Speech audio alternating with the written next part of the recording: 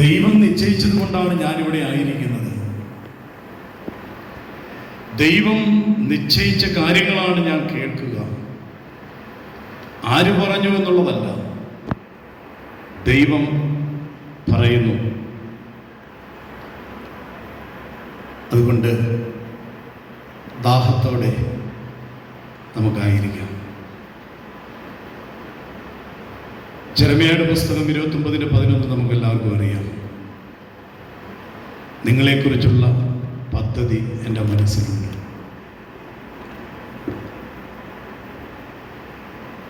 ദൈവഹിതമറിഞ്ഞ് ദൈവ പദ്ധതി അറിഞ്ഞ് ജീവിക്കുന്നവരാണോ ഇല്ലയോ എന്നൊരു പരിശോധനയാണ് നമുക്ക് ആവശ്യം. ലൂക്കായുടെ സുവിശേഷം 18:41 അവൻ അടുത്തു വന്നപ്പോൾ അവനോട് ചോദിച്ചു, ഞാൻ നിനക്ക് വേണ്ടി എന്തു ചെയ്തു തരണമെന്നാണ് നീ ആഗ്രഹിക്കുന്നത്? ഞാൻ നിനക്ക് വേണ്ടി എന്തു ചെയ്തു തരണമെന്നാണ് നീ ആഗ്രഹിക്കുന്നത്? ഏതൊരാത്മാവിൻ്റെയും ഹൃദയത്തിലിരുന്ന് അനുനിമിഷം ഈശോ ചോദിക്കുന്ന ചോദ്യമാണിത്. അനുനിമിഷം ഞാൻ നിനക്ക് വേണ്ടി എന്ത് ചെയ്തു തരണമെന്നാണ് നീ ആഗ്രഹിക്കുന്നത്? പ്രിയമുള്ളവരെ, ഓരോരുത്തരുടെയും ഉത്തരം വ്യത്യസ്തമായിരിക്കാം. നിന്റെ ആവശ്യബോധം പരിശോധിക്കാനാണ് ഈശോ പറയുന്നത്. നിന്റെ ആവശ്യബോധം പരിശോധിക്കുക. ആവശ്യബോധം അത് മൂല്യബോധത്തിൽ നിന്നുണ്ടാകുന്നതാണ്. മൂല്യബോധം എന്ന് പറയുന്നത് എൻ്റെ മൂല്യം എന്ത് എന്ന് എൻ്റെ ജീവിതത്തിൻ്റെ ആകെയുള്ള അന്വേഷണത്തിൽ ഞാൻ കണ്ടെത്തി ആ മൂല്യത്തിൽ ഉയരാൻ ദാഹിക്കുന്നതുകൊണ്ട് എൻ്റെ ആവശ്യബോധം ഞാൻ അറിഞ്ഞ മൂല്യത്തിലേക്ക് ഉയരാനാണ്. നിർഭാഗ്യവശാൽ മനുഷ്യന്റെ ഈ മൂല്യബോധം കല്ലറയ്ക്കിപ്പുറത്തുള്ള കല്ലറയിൽ പുഴുതിന് തീരണ്ട ശരീരത്തിന് വേണ്ടിയായി പോവുകയാണ്. എവിടെയൊക്കെ ആൾക്കൂട്ടമുണ്ടോ അവിടെയൊക്കെ പരിശോധിച്ചാൽ നമുക്ക് കാണാൻ സാധിക്കും, ആത്മാവിന് വേണ്ടതല്ല ഭൗതികമായ ലൗകികമായ ആവശ്യങ്ങളാണ്. പ്രിയമുള്ളവരെ, ദൈവത്തെ അറിഞ്ഞ് ജീവിക്കുന്ന ഒരു മനുഷ്യന് എങ്ങും ഓടേണ്ടി വരില്ല. കാരണം എന്താണെന്നറിയാമോ? ഇതൊരു കോഴ്സാണ് നമ്മുടെ ജീവിതം. 2 പത്രോസ് 1:3 പറയുന്നുണ്ട്, തന്റെ മഹത്വത്തിലേക്കും ഔന്നത്യത്തിലേക്കും നമ്മെ വിളിച്ചവനെ കുറിച്ചുള്ള പൂർണ്ണമായ അറിവിലൂടെ നമ്മുടെ ജീവിതത്തിനും ഭക്തിക്കും ആവശ്യമായതൊക്കെയും തന്റെ ദൈവിക ശക്തി നമുക്ക് പ്രദാനം ചെയ്തിരിക്കുന്നു. തന്നു കഴിഞ്ഞു. ലഭിക്കുന്നില്ലെങ്കിൽ ഒന്നുകിൽ ദൈവം കള്ളം പറഞ്ഞു, അല്ലെങ്കിൽ ഈ ദൈവവചനത്തിന് വലിയ മൂല്യമൊന്നുമില്ല. അതല്ലെങ്കിൽ നമ്മളുടെ ആവശ്യബോധം ശരിയല്ല. നിങ്ങൾ തീരുമാനിക്കുക. ആകാശവും ഭൂമിയും മാറിയാലും മാറ്റമില്ലാത്ത ദൈവത്തിന്റെ വചനത്തിൽ എഴുതിയിട്ടുണ്ടെങ്കിൽ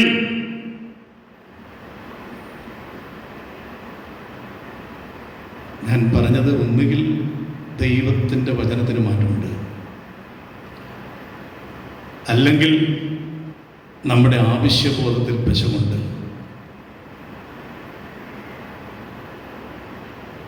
എന്താ പറഞ്ഞത്? നമ്മുടെ വിളിയാണ് പറഞ്ഞത്. എന്താണ്? തന്റെ മഹത്വത്തിലേക്ക്. ദൈവം തന്റെ മഹത്വത്തിലേക്കാണ് നമ്മെ വിളിക്കുന്നത്. ആ ഔന്നത്യത്തിലേക്കാണ്, ആ ഉന്നതമായ ദർശനത്തിലേക്ക്, ആ ഉന്നതമായ കാഴ്ചപ്പാടിലേക്കാണ് നമ്മളെ വിളിക്കുന്നത്. ദൈവത്തിന്റെ ഏതൊരാത്മാവിനെയും. ഇന്ന് ലോകത്ത് എത്ര കോടി മനുഷ്യരുണ്ടോ, അവരാരുമായിക്കൊള്ളട്ടെ, എത്ര കഠിനഭാവിയുമായിക്കൊള്ളട്ടെ, എത്ര നികൃഷ്ട ഭാവിയുമായിക്കൊള്ളട്ടെ, ഈ ലോകം മുഴുവൻ ക്രോധത്തോടും വെറുപ്പോടും കൂടി തള്ളിയിട്ടിരിക്കുന്ന വ്യക്തിയായിക്കൊള്ളട്ടെ, ആ വ്യക്തിയുടെ ഉള്ളിലിരുന്നു കൊണ്ട് ദൈവം പറയുന്നത് എന്താണെന്നറിയാമോ? നിനക്ക് ഇനിയും സാധ്യതയുണ്ട് മകനെ, എന്റെ മഹത്വത്തിലേക്ക് നിന്നെ ഞാൻ വിളിക്കുന്നു. ഇത് ഈ ലോകം മുഴുവൻ എത്തിക്കാനാണ് നമ്മളെ ദൈവം ചുമതലപ്പെടുത്തുന്നത്. ഒരാത്മാവിത് അറിയണം, അതിനാദ്യം നമ്മളതറിയണം. ദൈവം നമ്മെ വിളിച്ചിരിക്കുന്നത് തന്റെ മഹത്വത്തിലേക്കാണ്, ആ ഔന്നത്യത്തിലേക്കാണ്. അതിനെന്ത് വേണം? ശ്രദ്ധിച്ച് മനസ്സിലാക്കുക പ്രിയമുള്ളവരെ. തന്റെ മഹത്വത്തിലേക്കും ഔന്നത്യത്തിലേക്കും നമ്മെ വിളിച്ചവനെ കുറിച്ചുള്ള പൂർണ്ണമായ അറിവിലൂടെ, ഇതാണ് ശ്രദ്ധിക്കേണ്ടത്, പൂർണ്ണമായ അറിവിലൂടെ നമ്മുടെ ജീവിതത്തിനും എന്ന് പറഞ്ഞാൽ എന്താ, കല്ലറ വരെ എൻ്റെ ഉത്തരവാദിത്തങ്ങളെല്ലാം നിർവഹിക്കുവാൻ. എനിക്ക് കുടുംബമുണ്ട്, കുഞ്ഞുങ്ങളുണ്ട്, ആവശ്യങ്ങളുണ്ട്. ഇതൊക്കെ കൃത്യമായി ദൈവം തന്നിരിക്കുകയാണ്. ഈ കോഴ്സിലുള്ളവർക്ക്, അതിന് പുറത്തുള്ളവർക്കല്ല. ആദ്യം അത് മനസ്സിലാക്കണം. ഈ വിളിയിലേക്ക് വന്നവരുടെ കാര്യം പറയുന്നേ, അല്ല ഇതിന് പുറത്തുനിന്ന് പ്രാർത്ഥിക്കുന്നവരുടെ ഇല്ല. ഈ വചനത്താൽ വിളിക്കപ്പെട്ട, ഈ വചനം സ്വീകരിക്കുന്ന വ്യക്തികൾക്ക്, ആ കോഴ്സിലുള്ളവർക്കേ ഉള്ള സ്റ്റൈപ്പൻഡ്. മത്തായി 6:31-33 എല്ലാവരോടും പറഞ്ഞു ഒന്നുമല്ല, ശിഷ്യരോട് പറഞ്ഞതാ. എന്താ? എന്ത് ഭക്ഷിക്കും, എന്ത് പാനം ചെയ്യും, എന്ത് ധരിക്കുമെന്നോർത്ത് നിങ്ങൾ ആകുലരാകണ്ട. വിജാതീയരാണ് ഇവയെല്ലാം അന്വേഷിക്കുന്നത്. നിങ്ങൾക്ക് ഇവയെല്ലാം ആവശ്യമാണെന്ന് നിങ്ങളുടെ സ്വർഗസ്ഥനായ പിതാവ് പറയുന്നു. നിങ്ങൾ ആദ്യം അവിടുത്തെ രാജ്യവും അവിടുത്തെ നീതിയും അന്വേഷിക്കുവിൻ, അതോടുകൂടി ബാക്കിയുള്ളവയെല്ലാം കൂട്ടിച്ചേർക്കും.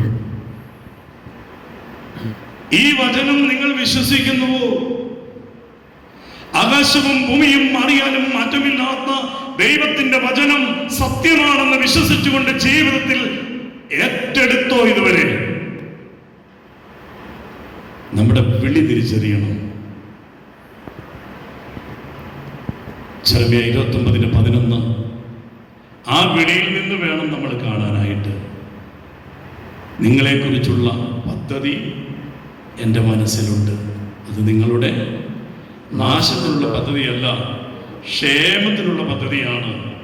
നിങ്ങൾക്ക് ശുഭകരമായ ഭാവിയും പ്രത്യാശയും നൽകുന്ന പദ്ധതി. അപ്പോൾ നിങ്ങൾ എന്നെ വിളിച്ചപേക്ഷിക്കും, നിങ്ങൾ എൻ്റെ അടുക്കൽ പ്രാർത്ഥിക്കും, ഞാൻ നിങ്ങളുടെ പ്രാർത്ഥന ശ്രവിക്കും. വചനത്തിന് മാറ്റമൊന്നുമില്ല കേട്ടോ. എപ്പോൾ പ്രാർത്ഥന ശ്രവിക്കുമെന്ന് പറഞ്ഞേ? അപ്പോൾ. എപ്പോൾ? എനിക്ക് നിങ്ങളെക്കുറിച്ചുള്ള പദ്ധതി എന്തെന്നറിഞ്ഞ് ആ പദ്ധതിയിൽ നിങ്ങൾ ചോദിക്കുമ്പോൾ. ചോദ്യം 1, എന്താണ് താങ്കളെക്കുറിച്ചുള്ള ദൈവത്തിൻ്റെ പദ്ധതി?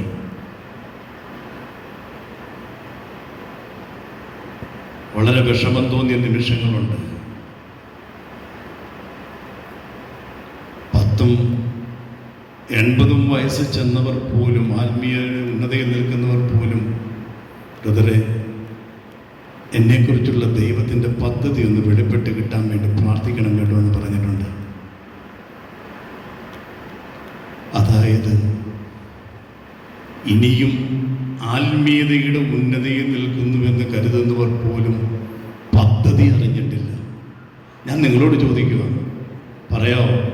എളിമയുണ്ടോ പറയാൻ? എന്താണ് താങ്കളെക്കുറിച്ചുള്ള ദൈവത്തിൻ്റെ പദ്ധതി? ദൈവത്തെ അറിയാൻ തുടങ്ങിയിട്ട് കാലം കുറേ ആയില്ലേ? കുറ്റപ്പെടുത്തുമല്ല കേട്ടോ.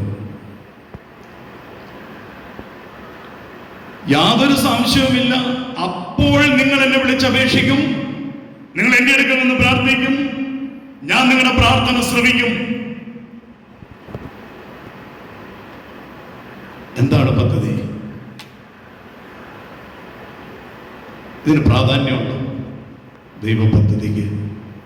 ഇതറിയണ്ടേ, ആ പദ്ധതിയിലാകണ്ടേ, ധ്യാനിക്കണ്ടേ? അതോ ദൈവത്തെ ബോധ്യപ്പെടുത്തി ഈ ലോകത്ത് കാര്യങ്ങളൊക്കെ നടന്ന് സുഖമായിട്ട് ജീവിച്ചിട്ട് ചത്തു കഴിഞ്ഞ് സ്വർഗം കിട്ടിയാൽ മതിയോ? പ്രിയമുള്ളവരെ, ഈ പദ്ധതി എന്തെന്നറിയണമെങ്കിൽ എഫെസോസ് 1:9 വരണം. എഫെസോസ് 1:9 പറയുകയാണ്, ക്രിസ്തുവിൽ വ്യക്തമാക്കിയ തന്റെ അഭീഷ്ടമനുസരിച്ച് തന്റെ പദ്ധതിയുടെ രഹസ്യം നമുക്ക് വെളിപ്പെടുത്തി തന്നു. ക്രിസ്തുവിൽ വ്യക്തമാക്കിയ തന്റെ അഭീഷ്ടമനുസരിച്ച് തന്റെ പദ്ധതിയുടെ രഹസ്യം നമുക്ക് വെളിപ്പെടുത്തി തന്നു. യേശു ക്രിസ്തുവിൽ ഈ പദ്ധതി, എന്നെ കുറിച്ചുള്ള പദ്ധതി എന്തെന്ന് എനിക്ക് വെളിപ്പെടുത്തി തന്നു. എനിക്കൊരു മോളുണ്ടെന്നിരിക്കട്ടെ, കുഞ്ഞുമോള്. എനിക്ക് അവളെക്കുറിച്ചൊരു പദ്ധതിയുണ്ട് എൻ്റെ മനസ്സിൽ. അവളൊരു ഡോക്ടറാണ്. ഞാൻ ലൗകിക തലത്തിൽ നിന്നുകൊണ്ടൊന്ന് ചിന്തിക്കാം. ഒരു ഡോക്ടറാണ്. എനിക്ക് എൻ്റെ മോളെക്കുറിച്ചുള്ള പദ്ധതി ഡോക്ടർ എന്നാണ്. 2 വയസ്സുള്ള എൻ്റെ മോളെ ഞാനിങ്ങനെയാണ് ഡോക്ടറാക്കുക. ആദ്യമായി ഡോക്ടർ എന്താണെന്നുള്ള ഒരു ബോധ്യത്തിലേക്ക് അവൾ ചിന്തിച്ച് തുടങ്ങണം. ഒരു ദിവസമൊക്കെ പനി വന്നു.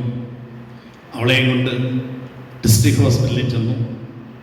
ചിട്ടൊക്കെ എടുത്ത് ക്യൂ ഇങ്ങനെ നിൽക്കുകയാണ്. ക്യൂ നിൽക്കുമ്പോൾ ഒരു വെളുത്ത കോട്ടൊക്കെ ഇട്ട് ഒരു കുടലൊക്കെ ഇട്ട് ഇരിക്കുന്ന ഒരു വ്യക്തിയുടെ അടുത്തേക്ക് ഓരോരുത്തരായി ചെല്ലുന്നു. ഡോക്ടർ ഇങ്ങനെ പരിശോധിക്കുന്നു.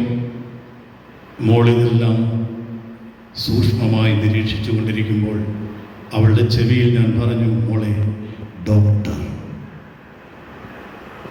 എനിക്ക് നിന്നെക്കുറിച്ചുള്ള പദ്ധതി, എനിക്ക് നിന്നെക്കുറിച്ചുള്ള സ്വപ്നം, നീ ഒരു ഡോക്ടറാകണം.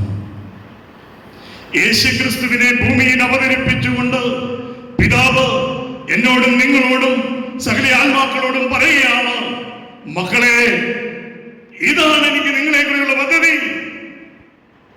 മറ്റൊരു ക്രിസ്തുവാകുക. ഇന്നലെ നമ്മൾ ചിന്തിച്ചു ജ്ഞാനസ്നാനത്തെ പറ്റി. പക്ഷെ നമുക്ക് പൂർത്തീകരിക്കാനൊന്നും പറ്റിയില്ല. ജ്ഞാനസ്നാനം എന്താണെന്ന് അറിയാതെ, കുർബാന എന്തെന്ന് അറിയാതെ മുന്നോട്ട് പോവുകയാണ്. പ്രിയമുള്ളവരെ, ജ്ഞാനസ്നാനത്തിലൂടെ നാം ക്രിസ്തുവിൽ വീണ്ടും ജനിക്കുകയാണ്.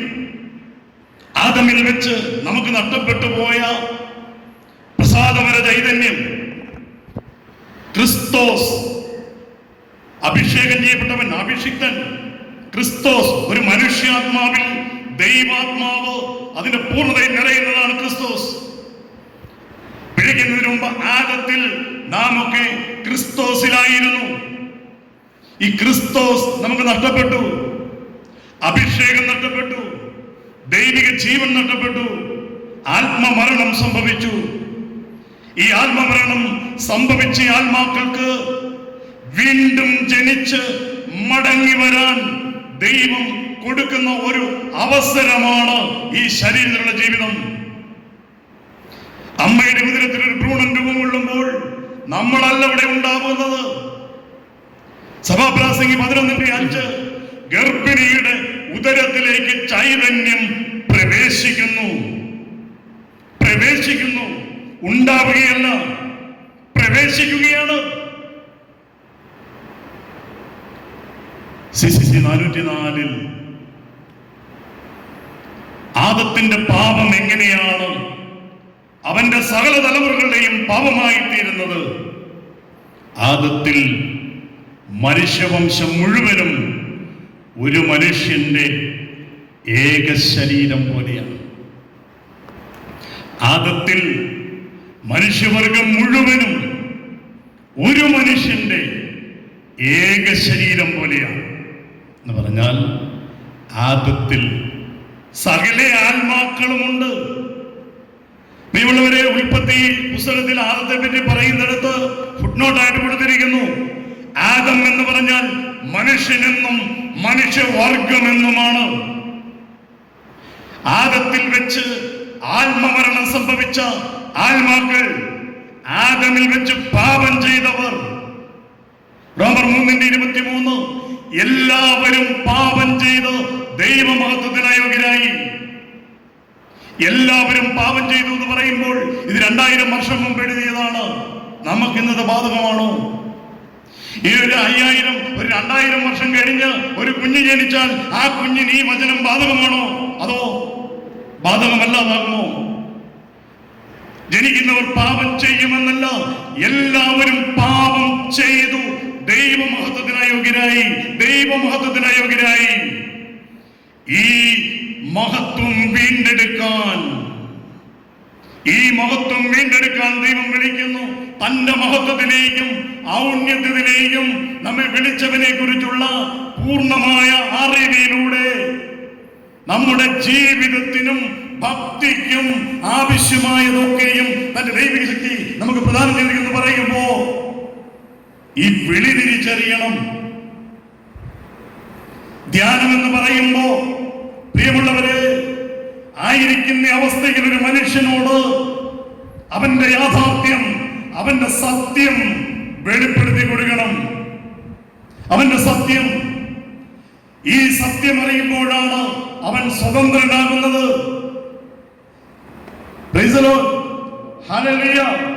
നിങ്ങൾ സത്യം അറിയുകയും സത്യം നിങ്ങളെ സ്വതന്ത്രനാക്കുകയും ചെയ്യും.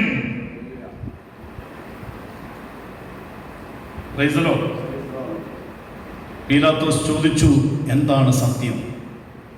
അല്ലേ?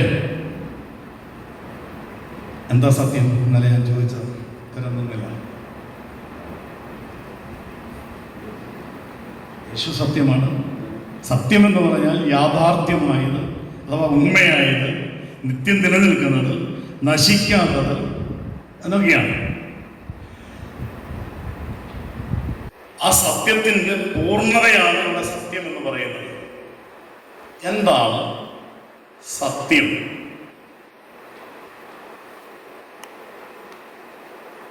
യേശു സത്യമാണ്, വചനം സത്യമാണ്. എന്താ അറിയണ്ടേ? എന്റെ സത്യം, എന്റെ യാഥാർത്ഥ്യം എനിക്കറിയണ്ട. ഈ ലോകത്ത് വേറെ ഒന്നും അറിഞ്ഞിട്ട് എനിക്ക് കാര്യമൊന്നുമില്ല. എന്റെ യഥാർത്ഥ സത്യം അറിഞ്ഞ് ആ മൂല്യബോധത്തിൽ നിന്നുകൊണ്ട് ഞാൻ പ്രാപിക്കേണ്ടത് പ്രാപിക്കണം. അതിന് എന്റെ സത്യത്തിന്റെ പൂർണ്ണത അറിയണം. അതുകൊണ്ട് അവൻ സത്യത്തിന്റെ സാക്ഷ്യം നൽകാമെന്നവനാണ്. എന്റെ സത്യത്തിന്റെ സാക്ഷ്യം നൽകാമെന്നവനാണ് യേശു. എന്റെ യാഥാർത്ഥ്യം. കാരണം എഫേസസ് 1:4 തന്റെ മുമ്പാകെ സ്നേഹത്തിൽ നിഷ്കളങ്കരും പരിശുദ്ധരുമായിരിക്കുവാൻ അവിടുന്ന് ലോകസ്ഥാപനത്തിനു മുമ്പ് തന്നെ നമ്മെ ക്രിസ്തുവിൽ തിരഞ്ഞെടുത്തു. എന്ന് തിരഞ്ഞെടുത്തു? ലോകസ്ഥാപനത്തിനു മുമ്പ് തിരഞ്ഞെടുത്തു. ആരെ തിരഞ്ഞെടുത്തു? വ്യക്തിപരമായി എന്നെ. ലോകസ്ഥാപനത്തിനു മുമ്പ് താങ്കളെ തിരഞ്ഞെടുക്കണമെങ്കിൽ ദൈവത്തിന്റെ മുമ്പിൽ താങ്കളുണ്ട്. ഇപ്പൊ ലോകസ്ഥാപനത്തിന് മുമ്പ് താങ്കൾ ആരിൽ തിരഞ്ഞെടുക്കപ്പെട്ട വ്യക്തിയാണ്? ക്രിസ്തുവിൽ. അന്ന് താങ്കളുടെ മൂല്യം എത്രത്തോളമായിരുന്നു? ക്രിസ്തുവിന്റെ മൂല്യം, ദൈവത്തിന്റെ ഛായ, ദൈവത്തിന്റെ സാദൃശ്യം. ദൈവം തന്റെ ഛായയിലും സാദൃശ്യത്തിലും നമ്മളെ സൃഷ്ടിച്ചേ. നമ്മുടെ യാഥാർത്ഥ്യം, നമ്മുടെ സത്യം നമുക്ക് കാണാതായി. സത്യബോധം നഷ്ടപ്പെട്ടു. സത്യബോധം നഷ്ടപ്പെട്ട മനുഷ്യന് സത്യബോധം പ്രാപിക്കണമെങ്കിൽ സത്യത്തെ കാണണം, സത്യത്തെ കേൾക്കണം, സത്യത്തെ സ്പർശിക്കണം, സത്യത്തെ അറിയണം. യോഹന്നാൻ പറയുകയാണ്, ഞങ്ങൾ കാതുകൊണ്ട് കേട്ടതും കണ്ണുകൊണ്ട് കണ്ടതും സ്പർശിച്ചതുമായ വചനം. Hallelujah, hallelujah, hallelujah. ഏതാ ഈ വചനം? പിതാവും പുത്രനുമായിട്ടുള്ള ബന്ധം വചനം വഴിയാണ്, കൽപ്പന വഴിയാണ്. പുത്രൻ ആദമായി തീരുന്നത് എങ്ങനെയാ? ആദം പുത്രനായി തീരുന്നത് മതബോധന ഗ്രന്ഥം പഠിപ്പിക്കുന്നു. യുക്തിസഹമായ ഒരു ആത്മാവ്, അതാ മനുഷ്യാത്മാവ്. യേശുവിൻ കന്യാമറിയത്തിന്റെ ഉദരത്തിൽ യുക്തിസഹമായ ഒരു ആത്മാവ്. ഈ ആത്മാവിനെ പരിശുദ്ധ ത്രിത്വത്തിലെ രണ്ടാമൻ ആദാനം ചെയ്തു. നമ്മെപ്പോലെ തന്നെ പച്ച മനുഷ്യനായിരുന്നു യേശു. എന്നാൽ അവൻ ദൈവപുത്രനായിരുന്നു. പിഴയ്ക്കുന്നതിന് മുമ്പ് നമ്മൾ ദൈവപുത്രനായിരുന്നു. മനുഷ്യാത്മാവ് ദൈവാത്മാവിൽ നിന്ന് വേർപെട്ടു. പരിശുദ്ധ ത്രിത്വത്തിലെ രണ്ടാമനിൽ നിന്ന് വേർപെട്ടു. ദൈവത്തിൽ നിന്ന് വേർപെട്ടു. വചനം പിതാവിൽ നിന്ന് ജനിക്കുന്ന പുത്രനാണ്. പിതാവിൽ നിന്ന് ജനിക്കുന്ന പുത്രൻ മനുഷ്യനിൽ പുത്രത്വം നൽകുന്നു. ആദ്യജാതനായി നിന്ന് പുത്രത്വം നൽകുന്നു. Praise the Lord. പുത്രത്വം. ഈ പുത്രത്വത്തിലായിരുന്നു ആദമിൽ വെച്ച് മാനവകുലം സകല ആത്മാക്കളും. എങ്ങനെയാണത്? സ്വതന്ത്രമായ ഒരാത്മാവാണ് ആദം. പ്രഭാഷണം 14 ആദിയിൽ കർത്താവ് മനുഷ്യനെ സൃഷ്ടിച്ചു, അവന് സ്വാതന്ത്ര്യം നൽകി. മനസ്സ് വെച്ചാൽ നിനക്ക് കൽപ്പനകൾ പാലിക്കാൻ സാധിക്കും. വിശ്വസ്തതാപൂർവം പ്രവർത്തിക്കണമോ വേണ്ടോ തീരുമാനിക്കേണ്ടത് നീയാണ്. ഈ പൂർണ്ണ സ്വാതന്ത്ര്യത്തിൽ ഒരു മനുഷ്യൻ തൻ്റെ ഇച്ഛാശക്തി പൂർണ്ണമായും ഏതിൽ കേന്ദ്രീകരിക്കുന്നുവോ അതിനെയാണ് പ്രാപിക്കുക. മനുഷ്യന്റെ ഇച്ഛാശക്തി അവന്റെ ജ്ഞാനത്തിൽ നിന്നാണ്. ജ്ഞാനം സൃഷ്ടിക്കുന്ന ദാഹം, ഒരു വാക്യൂം. അത് ദാഹം പൂർണ്ണമാകണമെങ്കിൽ ജ്ഞാനം പൂർണ്ണമാകണം, തിരിച്ചറിവ് പൂർണ്ണമാകണം. ഈ പൂർണ്ണമായ തിരിച്ചറിവിൽ സൃഷ്ടിക്കപ്പെട്ട മനുഷ്യൻ, ആ മനുഷ്യന്റെ ഹൃദയത്തിന്റെ സമ്പൂർണ്ണ ദാഹത്തിലേക്ക് ആവാഹിക്കപ്പെടുകയാണ് ദൈവം. ദൈവം മനുഷ്യനിലായി തീരുകയാണ്. അതാണ് ആദം, അതാണ് ക്രിസ്തു. Price the Lord. ദൈവം മനുഷ്യനിലായി തീർന്നു. എങ്ങനെ? തിരിച്ചറിവ് വഴി, പിതാവെന്ന് പുറപ്പെടുന്ന വചനത്താൽ, ജ്ഞാനത്താൽ, വചനത്തിലുള്ള പിതാവിന്റെയും പുത്രന്റെയും ജീവനായ പരിശുദ്ധാത്മാവിനെ തന്നിലേക്ക് ആവാഹിച്ചെടുക്കുന്നയാളാണ്.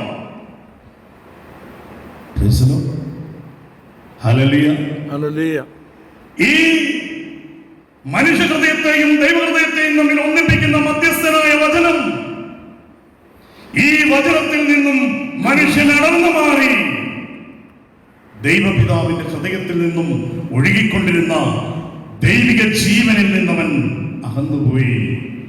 അവനിൽ ആത്മാവിൽ നിന്ന് ജീവൻ നഷ്ടപ്പെട്ടു. അതിനുള്ള സ്വാതന്ത്ര്യം അവനുണ്ടായിരുന്നു.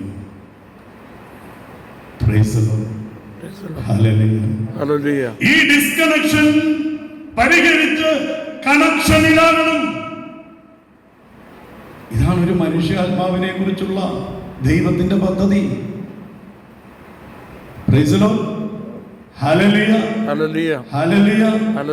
ഇതൊക്കെ ഗഹനമാണ്. ഇതൊന്നും പറയേണ്ടതില്ല. ആളുകൾക്ക് മനസ്സിലാകുന്ന മാത്രം പറയണം, എങ്കിലേ ആള് വരൂ എന്നൊക്കെ കരുതിയിരുന്നാൽ കർത്താവ് ചോദിക്കുന്ന ഒരു ന്യായവിധിയുണ്ട്. ഇത് പിന്നെ ഏത് നൂറ്റാണ്ടിലായതൊക്കെ പഠിപ്പിക്കുകയും പറയുകയും ചെയ്യേണ്ടത്?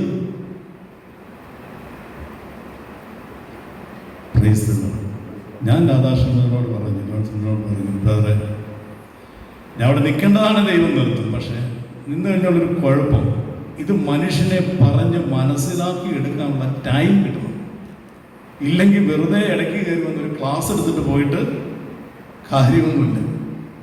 കാരണം മനസ്സിലായില്ലെങ്കിൽ ആ ധ്യാനത്തിന് ഒരനുഭവവും ഉണ്ടാവുകയില്ല. അത് മനസ്സിലാക്കിയെടുക്കാൻ ഉള്ള ടൈം വേണം.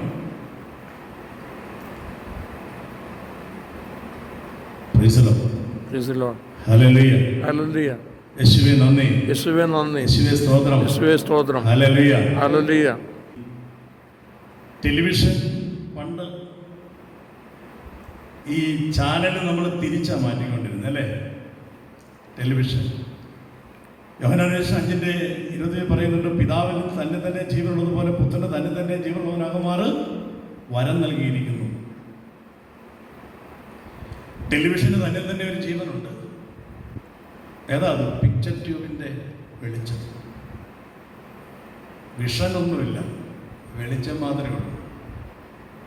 വിഷൻ ഉണ്ടാകണമെങ്കിൽ ഏഷ്യാനെറ്റോ കൈരളിയോ അവിടുന്ന് ടെലികാസ്റ്റ് ചെയ്യുന്ന നമ്മുടെ കണ്ണിന് കാണാൻ മേലാത്ത തരംഗങ്ങൾ ഈ ആന്റിനയിലൂടെ കടന്നു വന്ന് കേബിളിലൂടെ ഈ ജീവൻ പിക്ചർ ട്യൂബിന്റെ ജീവനിലേക്ക് ചേരുമ്പോഴാണ് വിഷൻ ഉണ്ടാകുന്നത്. ഈ കേബിൾ കണക്ഷനിലൂടെയാണ് വരുന്നത് അന്ന്. അല്ലേ? അപ്പോ ടെലിവിഷന് അതിൽ തന്നെ ഒരു ജീവനുണ്ട്. അതിലേക്ക് ഒരു ജീവ തരംഗം കടന്നു വന്ന് ടെലിവിഷന്റെ പിക്ചർ ട്യൂബിൽ ജീവിക്കുകയാണ്. ഒരിക്കൽ ഒരു എലി ഈ കേബിള് കരണ്ടു. എന്ത് സംഭവിച്ചു? ടെലിവിഷൻ കേടായി, കാണുന്നില്ല. അവസാനം വിഷമായി.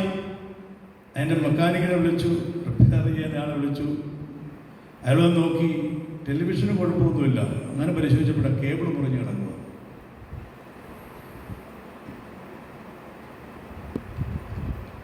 ഇനിയിപ്പോൾ വിഷൻ ഉണ്ടാവണമെങ്കിൽ എന്ത് ചെയ്യണം? ടെലിവിഷന്റെ പിക്ചർ ട്യൂബ് തെളിയുന്നുണ്ട്,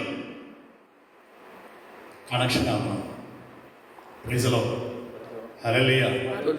പിതാവിന്റെ ജീവൻ ജീവിക്കത്തക്കവണ്ണം ഒരു ജീവൻ എന്നിലുണ്ട്. എനിക്കൊരു ആത്മാവുണ്ട്. ആ ആത്മാവിൽ ദൈവം ജീവിക്കണമെങ്കിൽ ഈ കണക്ഷനിലാകണം. ഈ കണക്ഷനാണ് നഷ്ടപ്പെട്ടത്. പർദീസായിൽ വെച്ച് ഈ കണക്ഷൻ നഷ്ടപ്പെട്ടു. വചനവുമായിട്ടുള്ള ബന്ധം നഷ്ടപ്പെട്ടു. ആരുടെ പ്രശ്നം ഞാനീ പറയുന്നത്?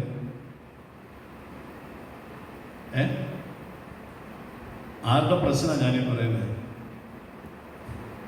മോനെ, ഞാനീ പറയുന്ന ആരുടെ പ്രശ്നം?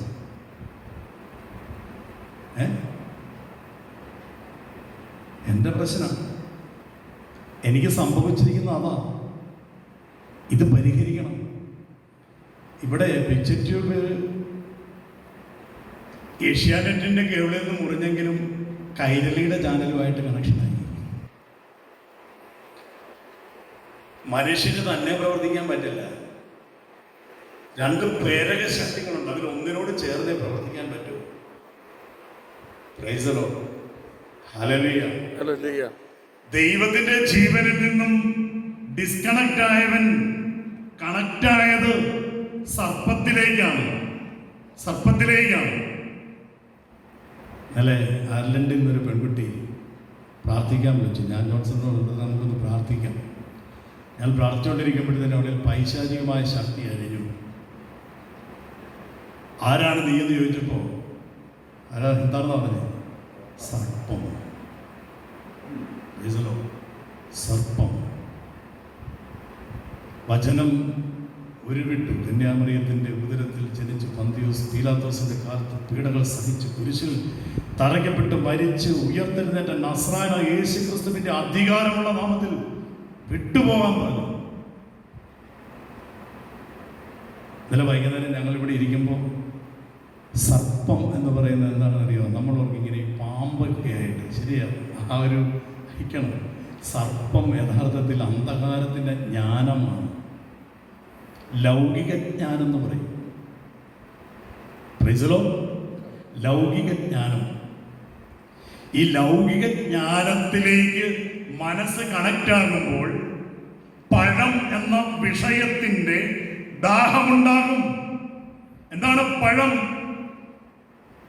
പ്രാഥമികമായി പഠിക്കുമ്പോൾ അത് പഴമായിട്ട് എഴുതാൻ മതി. 1 യോഹന്നാൻ 2:15 ലോകത്തെയോ ലോകത്തിലുള്ള വസ്തുക്കളെയോ നിങ്ങൾ സ്നേഹിക്കരുത്. ഒരുവൻ ലോകത്തെ സ്നേഹിച്ചാൽ പിതാവിന്റെ സ്നേഹം അവനിൽ ഉണ്ടായിരിക്കുകയില്ല. ലോകം എന്തൊക്കെയാണ്? ജഡത്തിന്റെ ദുരാശ, കണ്ണുകളുടെ ദുരാശ, ജീവിതത്തിന്റെ അഹന്ത, ഇങ്ങനെ ലോകത്തിലുള്ളതൊന്നും പിതാവിൻ്റെതല്ല. കണ്ണുകളുടെ ദുരാശ, ജഡത്തിന്റെ ദുരാശ, ജീവിതത്തിന്റെ അഹന്ത, ഈ 3 വിഷയത്തിന്റെ ജ്ഞാനമാണ് പഴം എന്ന് പറയുന്നത്. ഈ വിഷയത്തിലേക്ക് മനുഷ്യ മനസ്സ് പോകുന്നത്. ഇന്ന് നമ്മൾ ജീവിക്കുന്നതും പ്രാർത്ഥിക്കുന്നതും ഈ 3 വിഷയ സാക്ഷാത്കാരത്തിന് വേണ്ടിയാണ്. ജഡത്തിന്റെ ദുരാശകൾ, കണ്ണുകളുടെ ദുരാശകൾ, ജീവിതത്തിന്റെ അഹന്ത.